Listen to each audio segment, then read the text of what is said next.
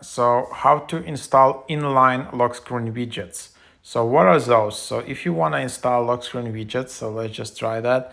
So inline widgets are just above your clock. So that's where you just see the day and date kind of, and this is the very helpful widget actually.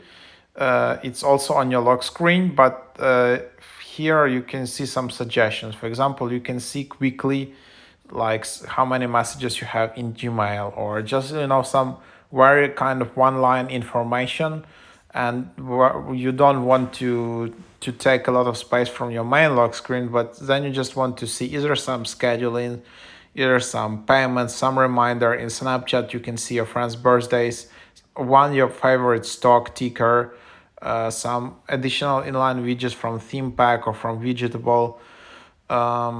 So yeah, that's how you can try that.